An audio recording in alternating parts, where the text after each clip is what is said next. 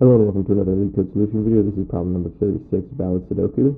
Determine if a 9x9 Sudoku board is valid. Only the filled cells need to be validated according to the following rules. Each row must contain the single digits 1 through 9 without repetition. Each column must contain the digits 1 through 9 without repetition. Each of the 9 3x3 sub-boxes of the grid must contain the digits 1 through 9 without repetition. Note, a Sudoku board partially filled could be valid, but is not necessarily solvable. Only the filled cells need to be validated according to the mentioned rules.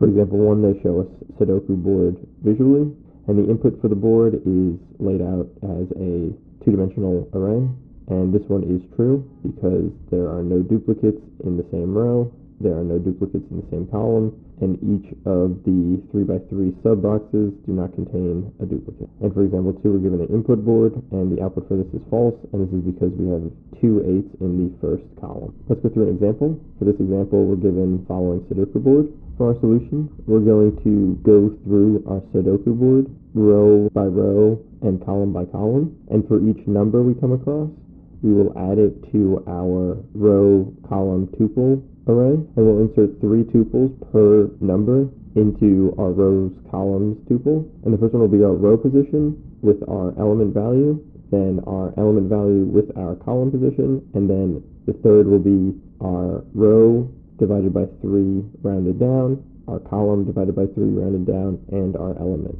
And once we go through the whole board, we'll check to see if the length of our rows, columns, tuples variable is equal to the number of unique sets we have in the rows, columns, tuples. And if these values are equal, it means we'll have a valid Sudoku board.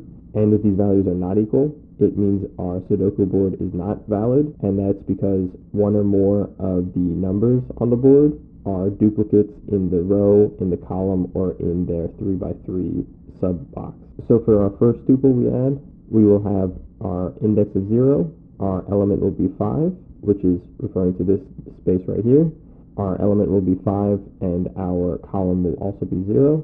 And then for our third tuple, 0 divided by 3 is 0, 0 divided by 3 is 0, and our element is 5. We'll loop through going through each row at a time, adding all of the values to our tuples array, and this is what it'll look like for our board. Once we go through everything, our result will be true if the length of our tuples is equal to the length of the number of unique sets of our tuples, and in this case it'll be true because we do not have any duplicates. Let's jump into the code. So the first thing we're going to want to do is define our rows, columns, tuples variable. Next we'll want to loop through our board, and we'll go through each row and column, and we can do that with 2 nested for loops from 0 to 8. And now we'll set our element equal to our current ij coordinate of our board. And we'll check to see if our element is a digit or not. And we can do that by seeing if it's not equal to period, which is in the empty spaces of the board. And if it's not, we'll want to add our 3 tuples to our row column tuples, and that is our I index with the element, our element with our j index, and our I index divided by 3, our j index divided by 3, and our element.